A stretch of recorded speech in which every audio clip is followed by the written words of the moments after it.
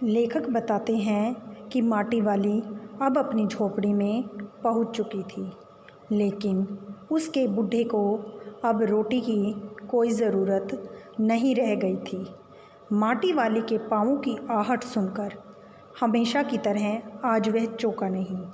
जब भी माटी वाली अपनी झोपड़ी में आती थी तो जो बूढ़ा होता था, उसका पति होता था, हमेशा उसके पैरों की आहट सुनकर चौंक जाता था। लेकिन आज ऐसा नहीं हुआ। आज वह चौंका नहीं। उसने अपनी नज़रें उसकी ओर नहीं घुमाई। हमेशा वह अपनी नज़रें उसकी ओर घुमाता था, लेकिन आज उसने अपनी नज़रें भी नहीं घुमाई।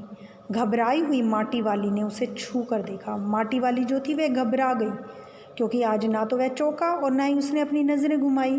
तो माटी वाली ने घबराकर उसे छुआ और देखा, वह अपनी माटी को छोड़कर जा चुका था। माटी यानी माटी वाली अपनी पत्नी को छोड़कर जा चुका था। उसकी मृत्यु हो चुकी थी। टिहरी बांध पुनर्वास के साहब ने उससे पूछा कि वह रहती कहाँ है। टिहरी नगर में अब बांध बनने जा रहा है, तो वहाँ पर जो पुनर्वास के लिए साहब नियुक्त किए गए हैं, सरकार उन लोगों को के लिए पुनर्वास की स्थापना करती है जिनकी ज़मीन सरकार ले लेती है, तो उनके लिए दोबारा से पुनर्वास की स्थापना करनी पड़ती है। तो उसने बुढ़िया से पूछा कि तू रहती कहाँ हो, तो तुम तहसील से अपने घर का प्रमाण पत्र ले आना। तहसील यानी कोर्ट से, कि तुम जहाँ रहती हो वहाँ से आपको सर्टिफिकेट लाना होगा कि तुम्हारे पास प्रमाण है, सबूत है, प्रमाण पत्र मिलता है कि आपको कि वह जगह जिस पर आपकी झोपड़ी है वह घर आपका है। मेरी ज़िंदगी तो, अब वो कहती है बुढ़िया उस अफसर से, जो नियुक्त किया गया है, कि मेरी ज़िंदगी तो इस शहर के तमाम घरों में, यानी तमाम यानी सभी घरों में माटी देते हुए गुजर गई साहब। सब घरों में जो मिट्टी देने का काम था वह मैं करती थी, तो मेरी पूरी ज़िंदगी उस घर को मिट्टी देने में गुजर गई है।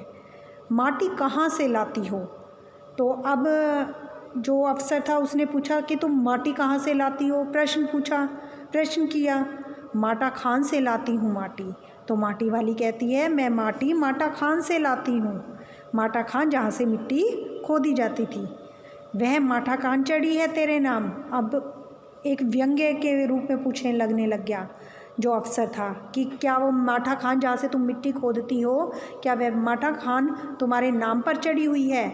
और अगर चढ़ी हुई है तो हम तेरा नाम लिख देते हैं, अपनी इस लिस्ट में लिख देंगे कि आप तुम्हारे लिए भी पुनर्वास की स्थापना करनी है। माटा खान तो मेरी रोजी है साहब। बेचारी गरीब बुढ़िया अफसर के सामने क्या कह पाती। वो कहती है मेरी तो रोज़ी है, मेरी तो कमाई होती है उससे, मेरे पास अपनी कोई ज़मीन नहीं है। तो इस पर अफसर कहता है बुढ़िया हमें ज़मीन का कागज़ चाहिए, रोज़ी का नहीं। हमें तुम्हारे काम धंधे से कोई लेना देना नहीं है, हमें तो तुम्हारी ज़मीन के कागजात चाहिए।